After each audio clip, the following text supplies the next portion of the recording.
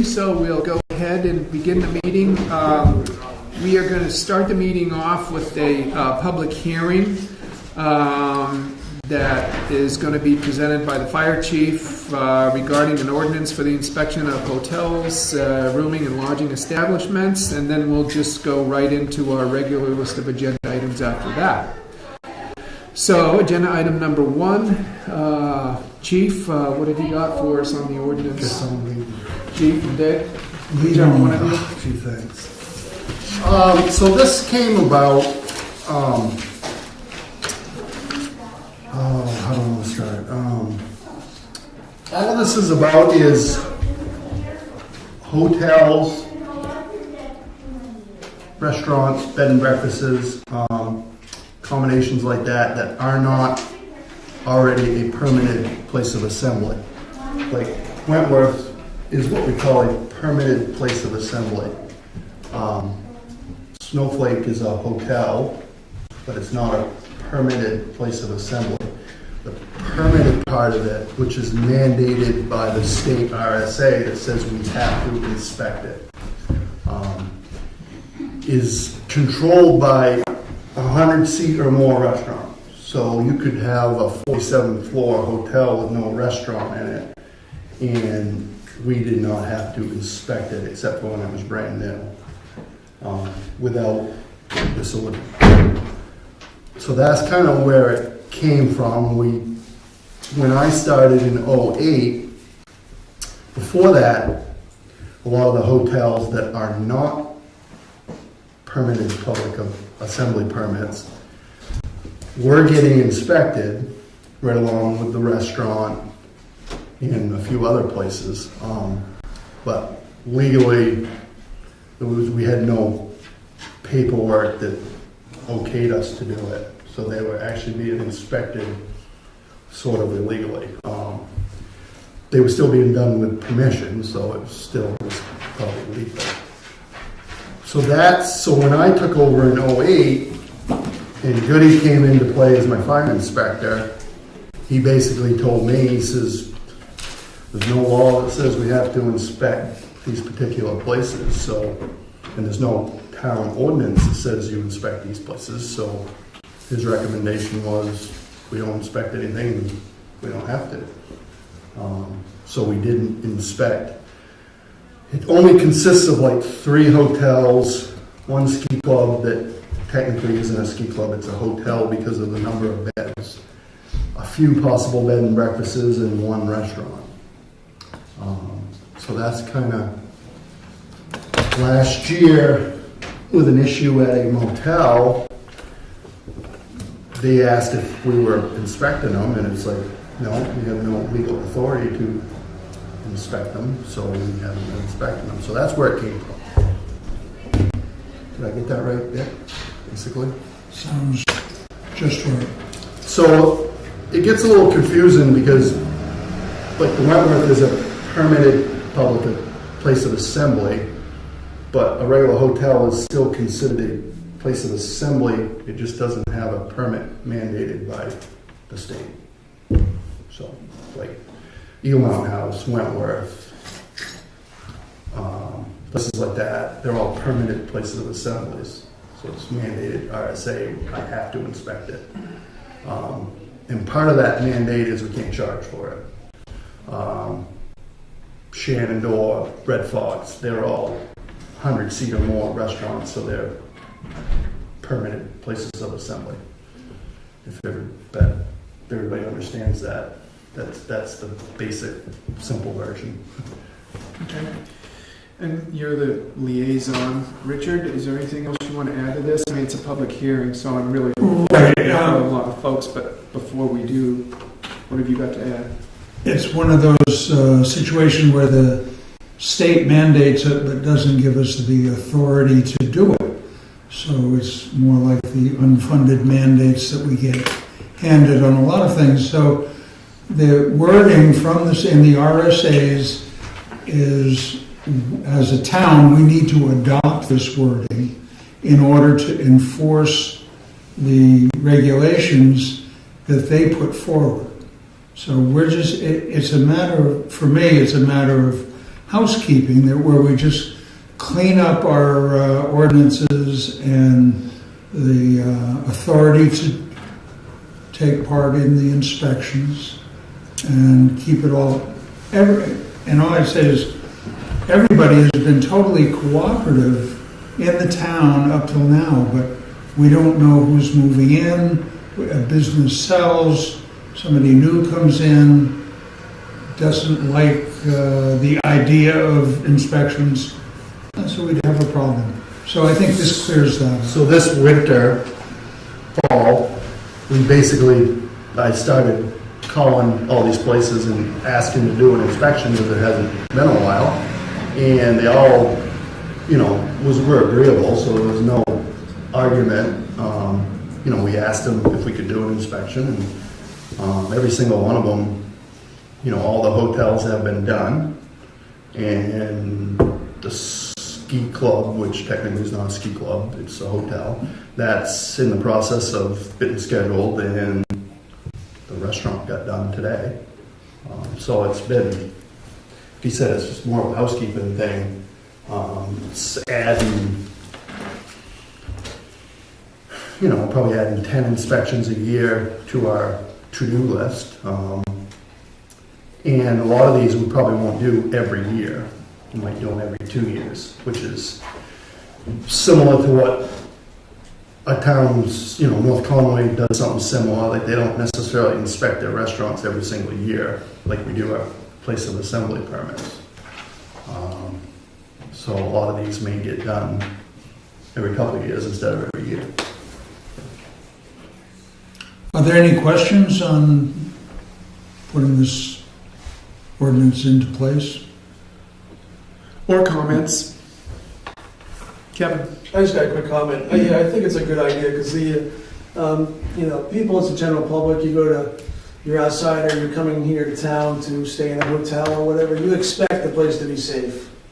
And by doing the inspections, we're doing that job to make sure the places are safe. And if anything ever happened down the line, the question always comes up was, how did that happen?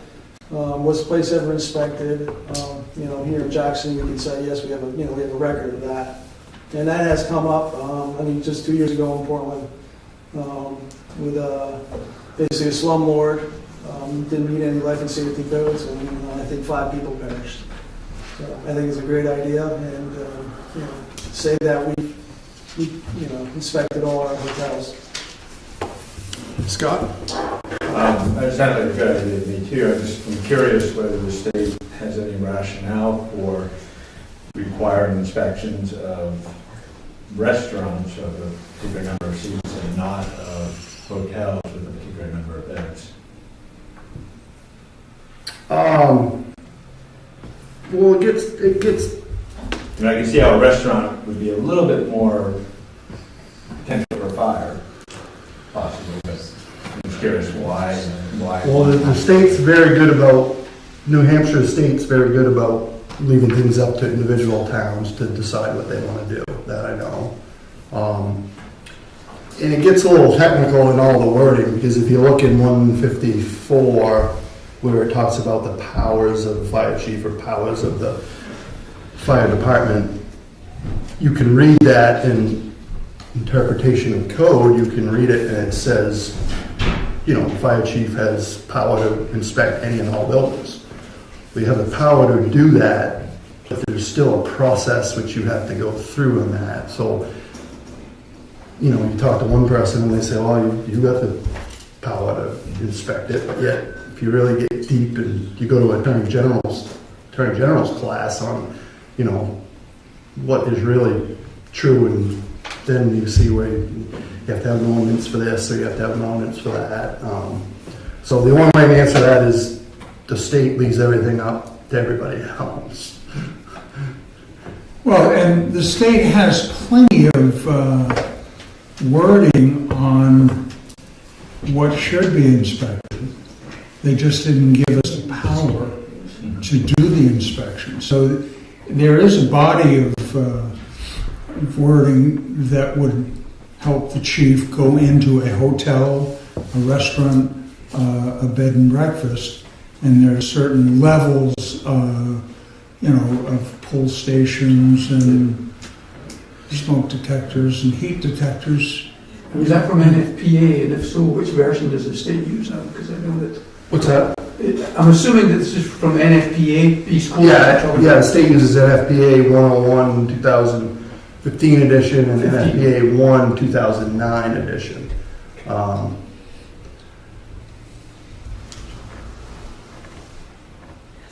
There's a lot of, between what the liquor license people do and what we do and what the state does. I mean, other than maybe having a fire in a hood system, really fires in restaurants and places are rare. You don't have, these places are protected structures, whether it's a hotel, a restaurant, they're really still the leading cause of fires in the fire service today is at your house. I mean, that's where people die, is residential house fires. People don't really, for the most part, die in restaurant fires or even hotel fires. I mean, with all the stuff that's regulated and in place, it's not where you have problems. I mean, it still happens, but, it's controlled. There's a lot of, I had a meeting with the fire marshal's office a month ago, and actually the fire marshal down in North Conway with our monthly mutual aid fire chiefs meeting. And there is a lot of anti-regulation going on in the state right now, and people pushing bills, and anti-regulation is huge. There's even been a push from one particular person, I don't know where it's gone, to do away with any of the codes that regulate what I do. Just go away. So it's huge. I make a motion that we adopt this ordinance As written. as written. I'll second the motion since John can't be here to do that. And I want to go around the room one more time. If there are any other questions, anybody has any opinions they'd like to weigh in on, now would be a great time to do that. Okay. Well, George? Do you provide a checklist of items to be inspected to the owner? Yes, we go.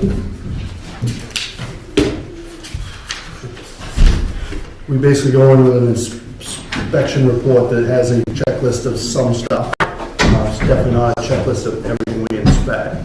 It's not a checklist of everything we inspect, but there is there'd be 17, 20 pages. I mean, there's the real basic stuff that we check on is on here. But you could never have every single little thing. But there is, on this inspection report we fill out when we go somewhere, there's exit doors equipped with panic hardware, fire escapes, stairway locations, exit ways properly marked, our exits adequate, fire extinguishers placed where necessary, automatic sprinklers, yes, no, standpipes, yes, no, fire alarm, yes, no, heating, what type of furnace you have, does it have smoke doors, does it have emergency lights, fuel storage, there is a fuel storage. So there is a checklist, but there is, a lot more that we check on than necessarily is on the checklist. It would be a very, very long checklist. From my perspective, it's always been helpful that the inspector provide the inspectee with what I'm going to look at. But over to you. Yeah, and most of the places, everywhere we do is stuff we do almost every year, so they know what we're looking for, what we're going at. So. Any more comments or questions before we move the vote? All those in favor say aye. Aye. Very good. No one's opposed. Motion carries. Thank you, Jay. A lot of hard work went into that. That will conclude the public hearing